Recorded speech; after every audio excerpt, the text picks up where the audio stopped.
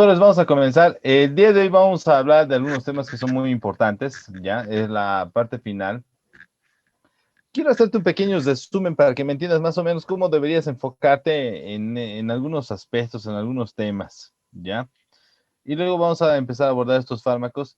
Entre esta y la siguiente semana ya terminamos este abordaje y vamos a ver ya farmacología del sistema, perdón, farmacología pulmonar y sistema gastrointestinal. Y si, y si se permite, quiero ver incluso fármacos, o sea, que se utilizan para el tratamiento de la diabetes mellitus.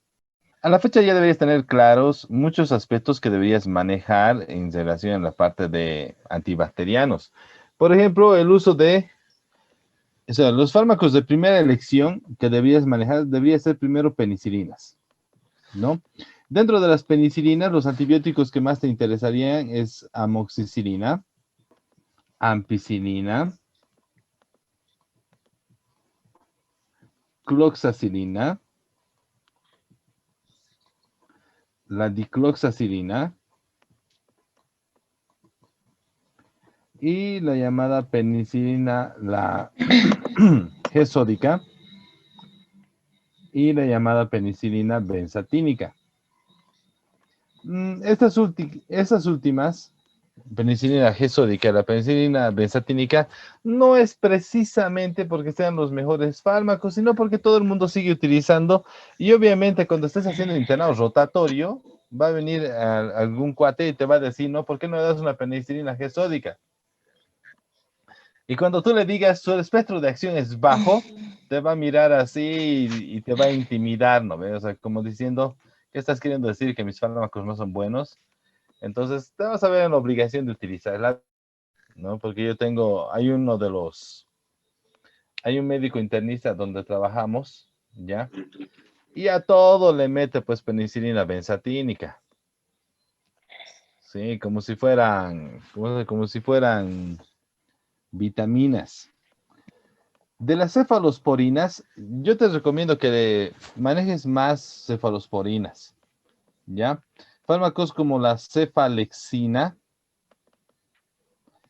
el cefadroxilo, la cefuroxima, ¿ya? La cefixima. Yo te recomiendo la cefixima, detalle importante.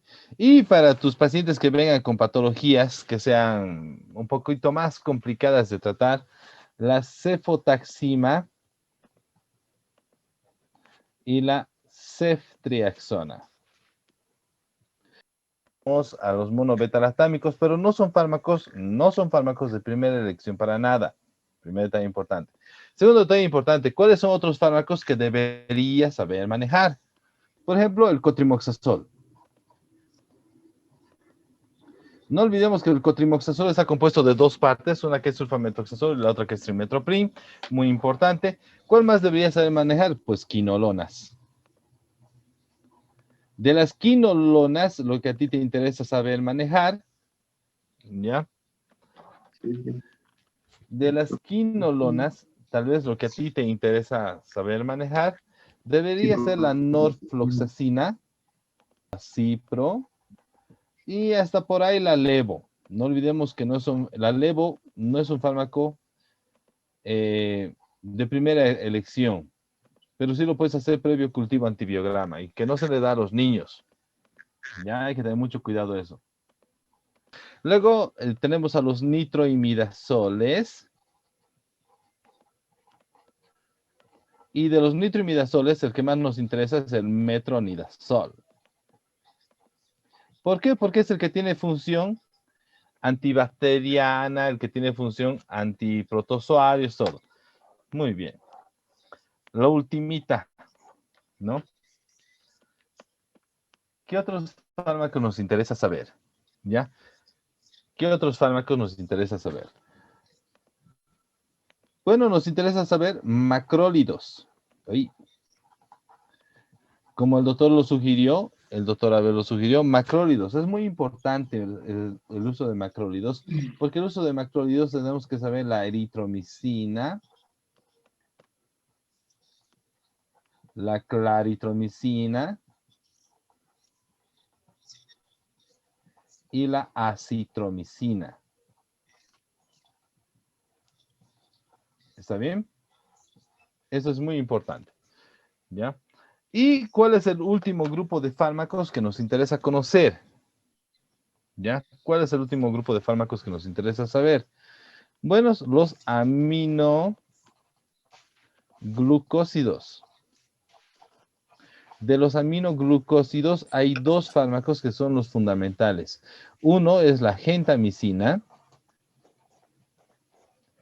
y el otro se llama amikacina. ¿Ya? Hay un fármaco más que se llama tobramicina. Tobramicina. Pero no es tampoco un fármaco que se utilice popularmente. ¿Ya? Ahora, o sea, con esto, ¿qué te estoy queriendo decir? Que si tú sabes manejar este grupo de fármacos, estamos hablando de que si sabes dosificar amoxicilina, ampicilina, cloxacilina, dicloxacilina, penicilina sónica, benzatínica, ya, de las cefalosporinas no es necesario que te sepas absolutamente todas, pero que sepas manejar cefalexina, cefixima, cefotaxina y ceftriaxona, estamos hechos, o sea, realmente estamos hechos. Si sabes manejar norfloxacina, cipro y hasta la levo, el metronidazol, y si sabes manejar estos grupos de macrólidos y aminoglucósidos, oye, te vas a convertir en una pieza fundamental para tu servicio de salud, porque literalmente estás sabiendo manejar todo, ¿ya? ¿Con esto qué quiero decir? Fármacos como las tetraciclinas no son fármacos de primera elección, no para muchas cosas. Fármacos como las lincomicinas, como la clindamicina y la lincomicina, no son fármacos de primera elección, por si acaso, ¿ya? Fármacos como el cloranfenicol no es fármaco de primera elección, las streptograminas, lo mismo, porque sus efectos adversos son muy frecuentes, y son efectos adversos bastante complicados de tratar. Estos son fármacos, doctores. Este último grupo de fármacos es muy importante porque son fármacos que inhiben la síntesis de proteínas. ¿Qué quiere decir que inhiben la síntesis de proteínas? Significa que van a actuar sobre subunidades ribosomales. Primera idea que hay que mantener, actúan sobre subunidades ribosomales. ¿Está claro? Aquí te lo voy a anotar. Actúan sobre las subunidades ribosomales. ¿Ya? Y cuando decimos que actúa sobre subunidades ribosomales, lo primero que tienes que entender es que actúa sobre las 30S, 30S, actúa sobre la 50S, ¿ya? Estas son las subunidades ribosomales fundamentales para las bacterias. Pero ese es el detalle. Todo el mundo pensaba que solamente le afectaban a las subunidades ribosomales bacterianas y eso no es cierto. También puede actuar en la 40S, pueden actuar en la 60S, pueden actuar en la 70S. Estas son subunidades ribosomales humanas, entonces también le afecta a los seres humanos.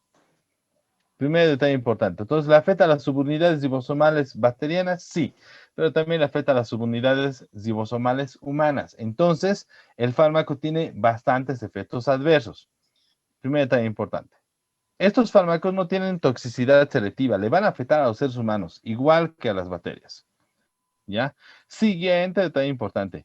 Otro aspecto que hay que tener en cuenta, si bien eso actúa sobre la síntesis de proteínas, antes se consideraba que estos fármacos eran bacteriostáticos. Bacteriostáticos. ¿Ya? Ahora se considera que estos fármacos también pueden actuar como bactericidas. Bactericidas. ¿Ya? Bacteriostático o bactericida. Ahora, ¿de qué depende de que el fármaco actúe como bacteriostático o bactericida? Depende de tres factores fundamentales. Tres factores fundamentales. Estamos hablando de todos los grupos de fármacos. Tres factores fundamentales. ¿Cuáles son esos tres factores fundamentales? Primero, va a depender del tipo de bacteria. ¿Ya? Va a depender del tipo de bacteria. Dependiendo del tipo de bacteria, puede actuar como bactericida o puede actuar como bacteriostático. Segundo aspecto importante, va a depender del tamaño del inóculo. ¿Qué quiere decir esto? va a depender de la cantidad de bacterias. Mientras mayor sea la cantidad de bacterias, actúa como bacteriostático. Mientras más reducido sea el tamaño de las bacterias o la cantidad de bacterias, actúa como bactericida. ¿Está bien? Y por último, depende de la concentración del fármaco. ¿Ya? Concentración del fármaco. ¿Qué quiere decir esto? Que mientras mayor sea la concentración del fármaco, actúa como bactericida. Mientras más baja sea la concentración del fármaco, actúa como bacteriostático. Por eso es importante que repasemos y sepamos muy bien la dosificación de estos fármacos porque los vas a necesitar. No olvidemos, doctores, este grupo de fármacos, un detalle importante, pregunta de examen, van a actuar en la síntesis de proteínas, ¿no? Van a actuar en la síntesis de proteínas.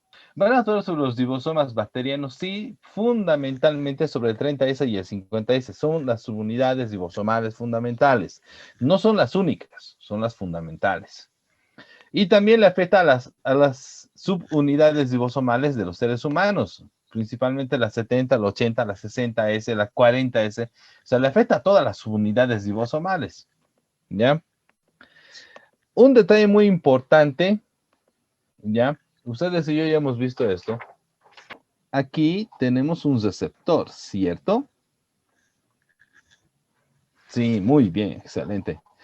Por si acaso, esto es un principio básico fundamental. Se enseña en farmacología 1. Se llama farmacodinamia, primer parcial. ¿Cuántas propiedades tiene que tener un fármaco para unirse con un receptor? Para que una molécula farmacológica pueda unirse con un receptor, el fármaco tiene que reunir básicamente 4 propiedades básicas que vienen especificadas en el peso molecular: el tamaño del fármaco, la forma y la llamada carga eléctrica. Porque hemos dicho, ¿no? El 90% de los fármacos son electrostáticos o utilizan enlaces electrostáticos. ¿Cierto? Muy bien. Vamos a ponerlo así. Si tú tienes dos fármacos, ya, dos fármacos, y los dos fármacos tienen el mismo peso molecular, el mismo tamaño, la misma forma y la misma carga eléctrica para unirse con el receptor, ¿cuál de los dos se une? Van a competir, detalle importante. En esta situación, doctores, van a entrar algo que se llama competitividad. Competitividad, así es. En la competitividad estamos hablando, ¿ya? De que va a unirse el que está en mayor concentración. Es decir, si el fármaco azul está en mayor concentración, entonces el fármaco azul se une al receptor y produce su efecto.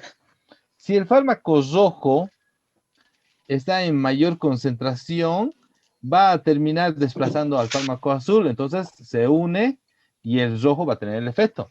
Pero si el fármaco azul aumenta su concentración, entonces el fármaco azul desplaza al rojo, se une y vuelve a tener efecto. Y si el fármaco rojo aumenta su concentración, ¿ya? Entonces el fármaco rojo es el que se une y vuelve a tener efecto. ¿Me he dejado entender? Dependen de su concentración, ¿cierto? Ahora vamos a ponerlo así. Este de acá, en rojo para ti, es claritromicina. Es claritromicina. ¿Ha quedado claritro? Muy bien, es claritromicina. ¿No? Ahora ya te ha arruinado, ¿no ve? ¿Has entendido? Y tú vas a decir claritromicina, doctor. Ya. ¿Ha quedado claritro? Muy bien. Y el otro fármaco se llama gentamicina, en azul. Vamos a poner aquí gentamicina.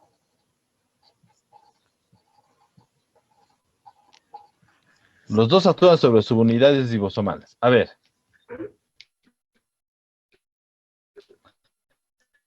Si la claritromicina actúa sobre las subunidades ribosomales y la gentamicina actúa también sobre las subunidades ribosomales, ¿cuál de los dos es el que va a hacer efecto?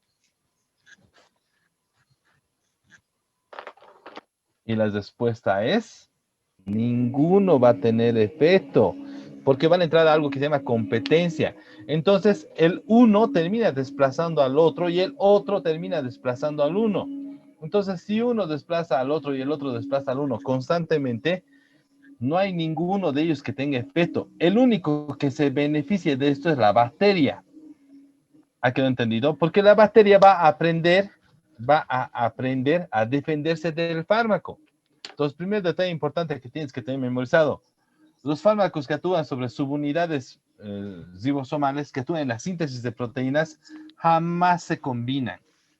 Entonces, estos fármacos van a neutralizarse mutuamente. O sea, si tú combinas esos dos fármacos, al actuar sobre subunidades ribosomales, lo único que vas a conseguir es que uno neutraliza los efectos del otro y el otro neutraliza los efectos del uno, porque andan todo el tiempo moviéndose, todo el tiempo reemplazándose. El único que sale beneficiado de esto es la bacteria, porque la bacteria aprende a defenderse de los dos fármacos. Detalle importante, pregunta de examen.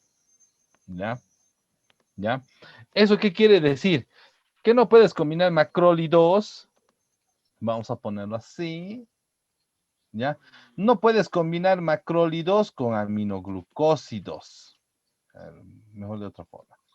No puedes combinar, no puedes combinar macrólidos con aminoglucósidos. Tampoco puedes combinar aminoglucósidos con mincomicinas. No puedes combinar macrólidos con tetraciclinas. No puedes combinar aminoglucósidos con cloranfenicol. No puedes combinar ninguno de estos fármacos con ninguno de los otros. Si quieres utilizar algún tipo de combinación, utiliza fármacos, ¿ya? Utiliza fármacos que inhiben, perdón, fármacos que inhiben la síntesis de la pared bacteriana con fármacos que inhiben la síntesis de proteínas. ¿Ha quedado entendido?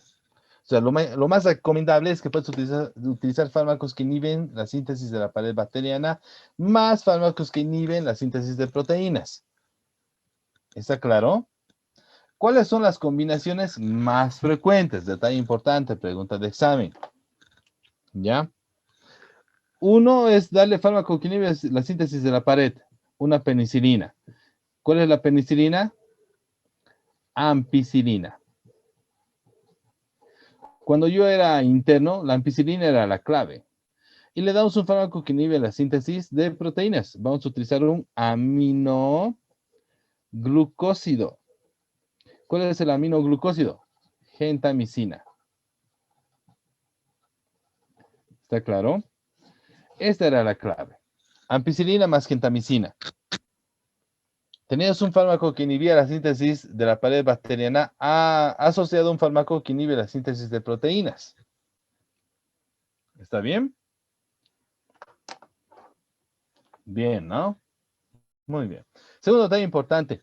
Actualmente, ¿esto puedes utilizarlo? Sí, puedes utilizarlo. Te puede funcionar bastante bien para las neumonías adquiridas en la comunidad o la sepsis que es adquirida en la comunidad. Ahora, si estamos hablando de sepsis, endocarditis, meningitis, que aparentemente se adquirió a nivel intrahospitalario, la combinación sería una cefalosporina, ¿ya?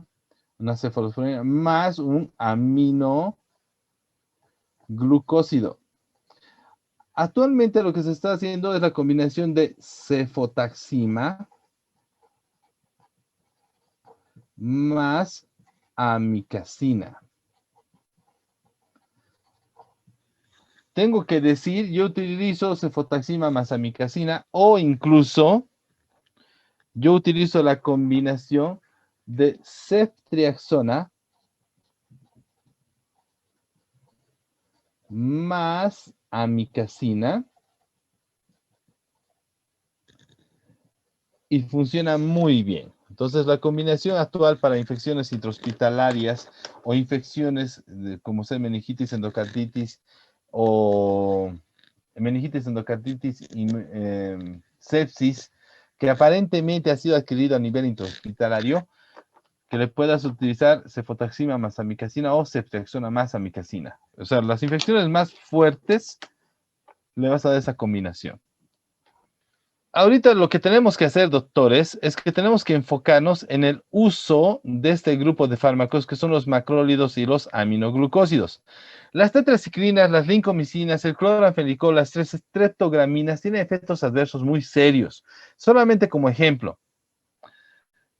han debido ustedes escuchar del cloranfenicol, ¿sí? Era un fármaco bactericida efectivo para gram positivos, gram negativos, aerobios y anaerobios. O sea, literalmente le pegaba a todo, todo mataba. En la época que salió el cloranfenicol, más o menos para la época del 70, ya era conocida como la cefalosporina de los pobres, porque mataba todo y costaba y era barata. Ahora, ¿cuál era el problema del cloranfenicol? El 40% de los pacientes, ya, o sea, 4 de cada 6 pacientes podía desarrollar anemia aplásica. Y la anemia aplásica era irreversible. Entonces, los más utilizados macrólidos aminoglucósidos, y de los macrólidos aminoglucósidos, el grupo de fármacos más utilizado, detalle importante, ¿ya? Son los macrólidos. Porque de todo el grupo, los que menos efectos adversos tienen son los macrólidos. No estoy diciendo que no tiene efectos adversos, tiene efectos adversos, pero son en menor proporción. Muy bien, sigamos. En primer lugar, los macrólidos eran considerados antes como agentes bacteriostáticos. Primero depende del tipo de microorganismo, ¿ya? Si está dentro del espectro de acción, lo más posible es que va a actuar como bactericida. Si no está dentro del espectro de acción, va a actuar pero como bacteriostático. ¿Ha quedado entendido? Segundo, depende de la fase de crecimiento. ¿Qué quiere decir esto? Cuando la bacteria está en la etapa de replicación, es cuando el fármaco es más activo. ¿Ya?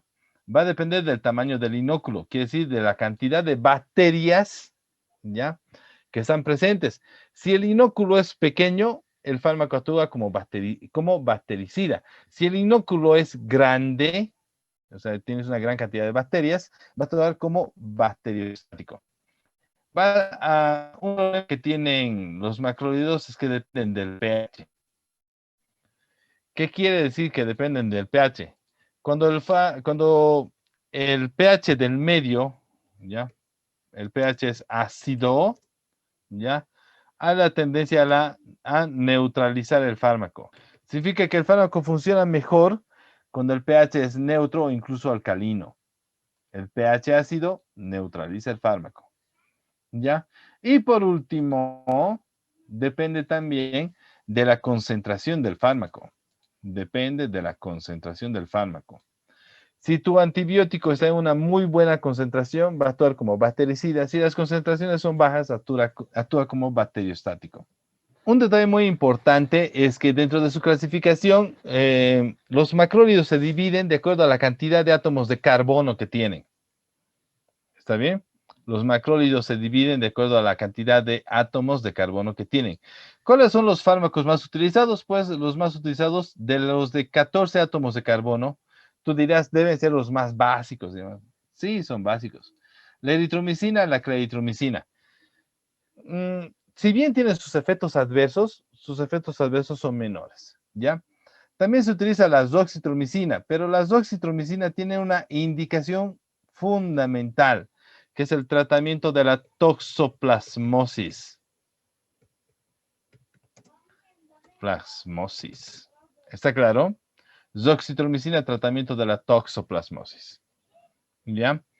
Luego tenemos otro fármaco más, tratamiento de, o sea, tiene 15 átomos de carbono. El hecho de que le cambies un átomo de carbono altera muchísimo el espectro de acción de estos fármacos. Entonces, la acitromicina tiene 15 átomos de carbono, funciona una maravilla, pero también produce muchas lesiones renales. Es muy importante que si vas a utilizar acitromicina, utilices bien y solamente durante el tiempo que es necesario. Usar durante tiempos prolongados puede producir lesiones hepáticas serias. Y punto. Yo sé lo que estás pensando. Y es esto de los macrólidos.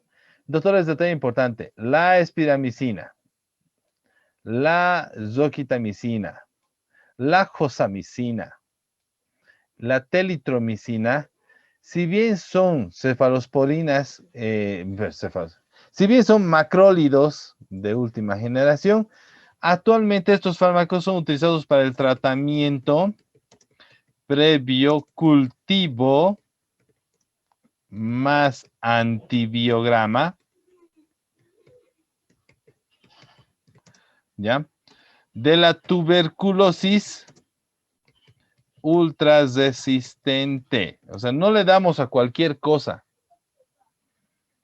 ¿Ha quedado entendido? No se le da a cualquier cosa.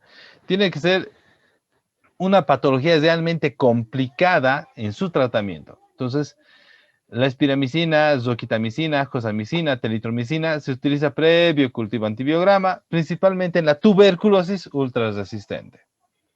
Tus fármacos de primera elección tienen que ser eritromicina, claritromicina y acitromicina, esos tres, ¿ya? Ahora, si alguien me pregunta, yo sé que no me vas a preguntar, pero si alguien me pregunta, ¿ya? Yo que tú le prestaría mucha atención a la claritromicina. La claritromicina ha demostrado ser mucho mejor que la eritromicina en su espectro, ¿ya? Número uno. Y ha demostrado ser menos tóxica que la acitromicina. O sea, es como tener el espectro de la acitromicina, pero sin sus efectos adversos. Solamente es para mostrar, la eritromicina, la claritromicina y la acitromicina básicamente tienen el mismo espectro. Son muy buenas, ¿ya? Son muy buenas para Streptococcus pneumoniae, Streptococcus del grupo A, beta hemolítico, Staphylococcus aureus. Son muy efectivos. También son efectivos para bacterias atípicas. ¿Está bien? Muy efectivos para bacterias atípicas. No, y eso quiero que quede claro. El fármaco no tiene mucha efectividad para enterobacterias. ¿Ha quedado entendido? Sí, no son muy buenos para las enterobacterias. ¿Ya? Entonces, básicamente hay dos patologías que no puedes tratar con macrólidos. Básicamente hay dos patologías que no puedes tratar con macrólidos. Y eso que estás pensando, dices, pero ¿cuáles patologías, doctor? Muchas de las infecciones gastrointestinales no le puedes dar macrólidos. Infecciones gastrointestinales, no macrólidos. No funciona ese nivel. ¿Está bien? La segunda, no puedes darle a las infecciones, ¿ya? Urinarias. El fármaco no tiene eliminación por vía renal, o sea, no hay infección por vía, no hay eliminación por vía renal. Como el fármaco no puede eliminarse por vía renal, no tiene buenas concentraciones en la orina y no te sirve para infecciones urinarias. Pero no olvidemos que su eliminación es por vía hepática. Quiero aclarar un detalle importante. El fármaco solamente se tiene para su uso por vía oral. Por vía endovenosa intramuscular no hay. O sea que ni la pienses. Porque este fármaco puede producir muchos cuadros de tromboflebitis usado por vía endovenosa o muchos cuadros de mionecrosis usado por vía intramuscular. Entonces no hay. Solamente hay para el uso por vía oral. Solamente es para el uso por vía oral. Del fármaco total, la absorción es solamente del 50 al 60%. ¿Ha quedado entendido? Ahora un detalle importante, y yo sé lo que piensas, dices 50-60% del fármaco se absorbe. A pesar de que solamente se absorbe la mitad, un poquito más del fármaco, sus concentraciones en el plasma son muy buenas. Tienen muy buenas concentraciones. ¿Ya? La biodisponibilidad del 50% significa que una muy buena parte del fármaco se va a unir a proteínas plasmáticas. ¿Ya? Y debido a que el fármaco tiene un peso molecular bajo, puede atravesar todas las barreras. ¿Está bien? Puede atravesar las barreras. El metabolismo es hepático. Aquí ya hemos dicho esto, el metabolismo es hepático. ¿ya? La eliminación es por vía hepática fundamentalmente. Muy poco del fármaco se elimina por vía renal, entonces no nos sirve para el tratamiento de las infecciones urinarias. Ya hemos hablado de esto. Ya hemos hablado de esto. Un detalle muy importante es que los macrólidos dentro de su farmacodinámica van a actuar fundamentalmente porque se van a unir a las bases en el ARN ribosómico de la subunidad 50S. Entonces, donde más actúan los macrólidos es en la subunidad 50S, donde más actúan. Ojo, no es el único sitio, pero fundamentalmente actúan en la 50S. Igual vamos a ver esto con los aminoglucósidos. Los aminoglucósidos actúan fundamentalmente en la 30S. ¿Ha quedado entendido? Entonces, macrólidos 50S, aminoglucósidos 30S. Listo. Bien. Ahora, la telitromicina es el fármaco de última generación que se ha sacado porque viene con un grupo cetólido. Es excelente fármaco. Por suerte no hay en Bolivia. Porque si llegara la telitromicina a Bolivia, lo más seguro es que aprendemos a usar mal. ¿Ha quedado entendido? Entonces, no lo tenemos en América Latina y actualmente tiene sus indicaciones muy claras. Pero la telitromicina es 10 veces mejor en su afinidad por las unidades ribosomales en comparación a la eritromicina. ¿Ya? Incluso la telitromicina es 6 veces mejor que una claritromicina. ¿Ya? Para que quede demostrado que es la mejor, la telitromicina hasta ahora. Sigamos. Bien. Cuando dije que el fármaco tiene sus efectos adversos, es en serio, ¿ya? Pero los macrólidos, voy a decirlo, son los más nobles de todos los inhibidores de la síntesis de proteínas. O sea, son los más nobles de todos los inhibidores de la síntesis de proteínas. ¿Está bien? Porque todos los demás inhibidores tienen mayor cantidad de efectos adversos. Los macrólidos son todavía más amables. ¿Ya? Primer detalle importante y lo más frecuente. Diarrea, náuseas y vómitos.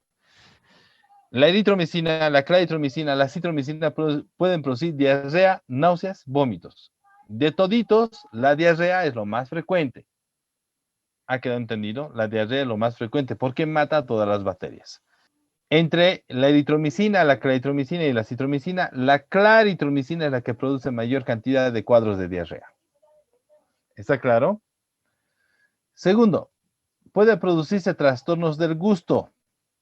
Cuando decimos trastornos del gusto, es muy frecuente que el paciente que está tomando macrólidos, sea eritromicina, claritromicina o acitromicina, vaya a percibir un sabor metálico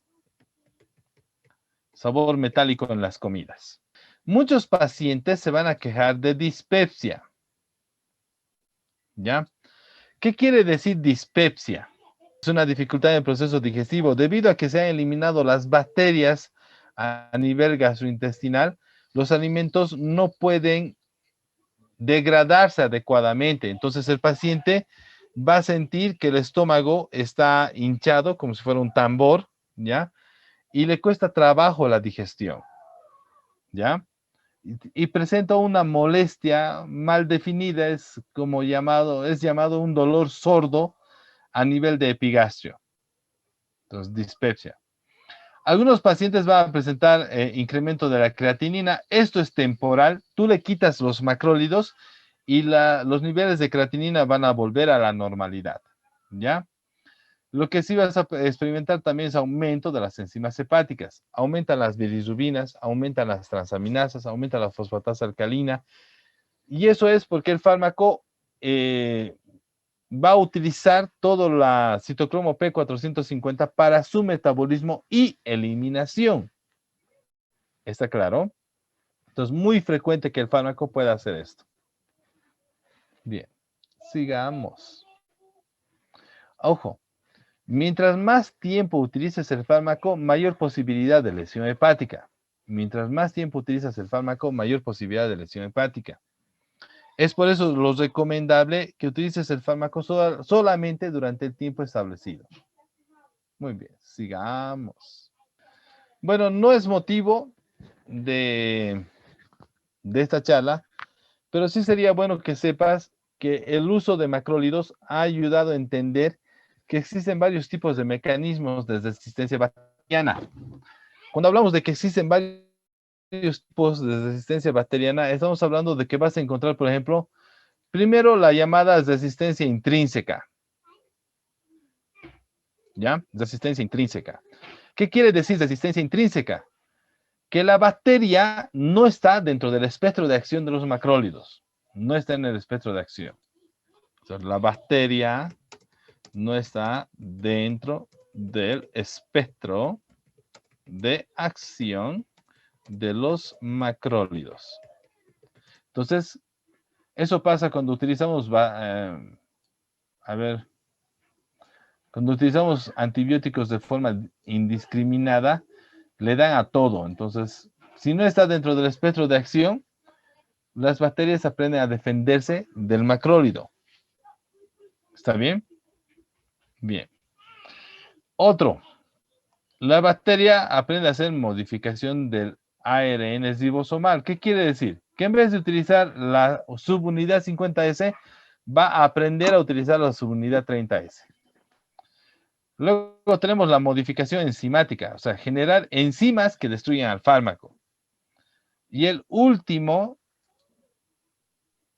¿ya? Y tal vez el más complicado de tratar es la llamada bomba de eflujo.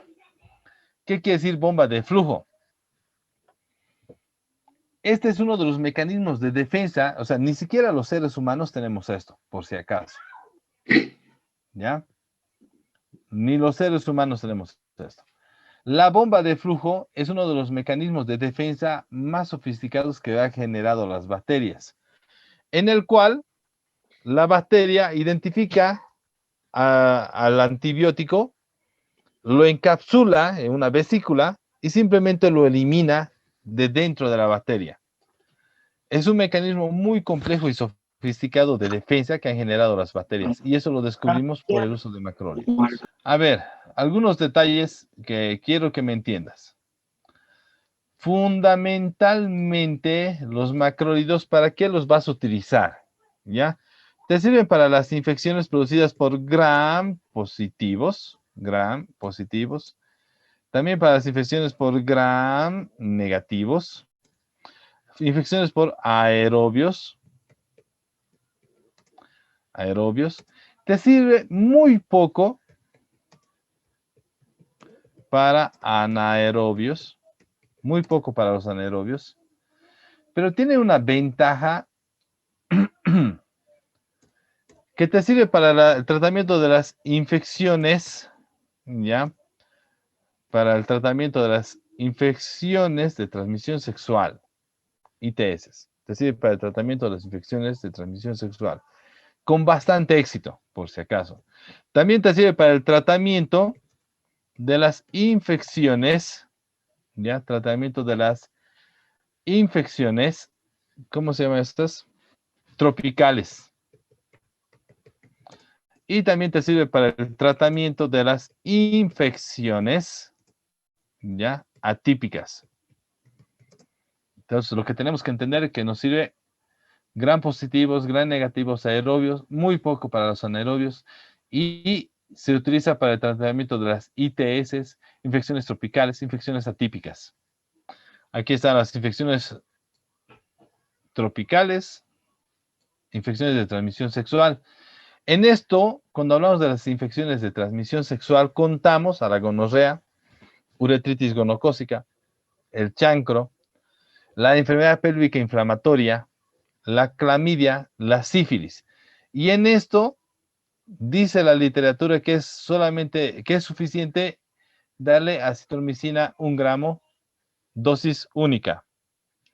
Te sirve para las infecciones de la vía aérea superior, infecciones de la vía aérea superior, infecciones de la piel y tejidos blandos, la toxoplasmosis, tratamiento de la difteria, ¿ya? Tratamiento de la apnea vulgar y el eritrasma, ¿ya? Y además de eso, la claritromicina forma parte del tratamiento triple conjugado para las infecciones por Helicobacter pylori. Ya, la ultimita, y esta es importante, por favor. Detalle importante, pregunta de examen.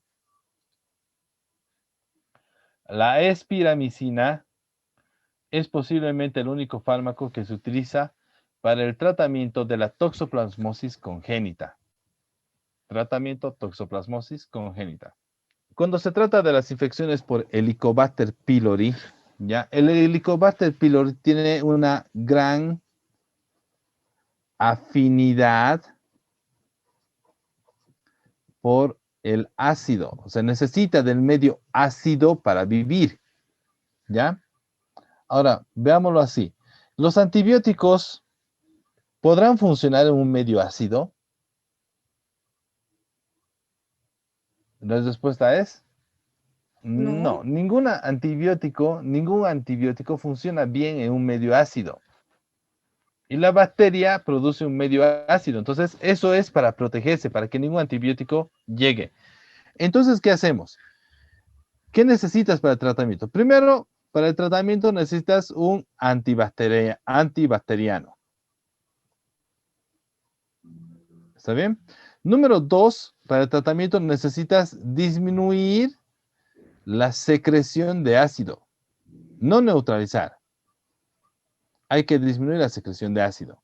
En ese sentido, tenemos dos tipos de fármacos que puedes utilizar para disminuir la secreción de ácido.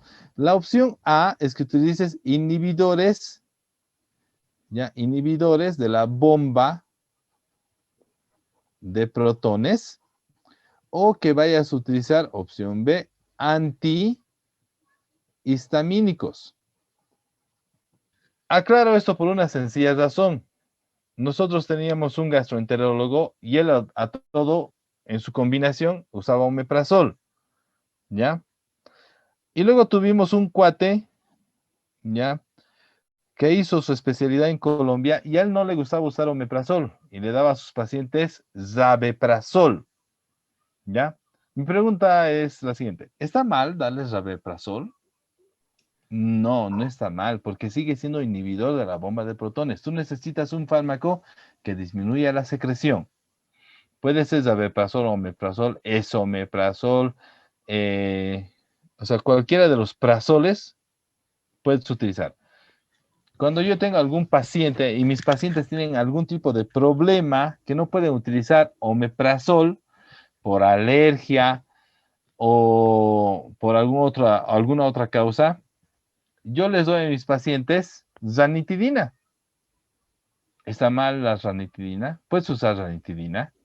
Puede. De No va a actuar protones. en la bomba de protones. No es tan efectivo como el de la bomba de protones, pero la idea es disminuir el ácido. Entonces puedes Ya, utilizar antihistamínicos o puedes utilizar inhibidores de la bomba. ¿Ha quedado entendido? La idea no es usar el fármaco, la idea es inhibir o disminuir la secreción de ácido. Si tú le quitas el ácido a la bacteria no puede defenderse. En ese sentido, esa es la función del inhibidor de la bomba. Hay dos esquemas que se utilizan.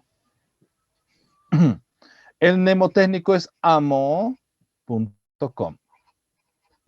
Dos esquemas. amo.com. ¿Qué quiere decir esto? El esquema número 1 para el tratamiento triple conjugado para el Helicobacter pylori es darle amoxicilina, ¿ya? Metronidazol, ¿ya? Omeprazol.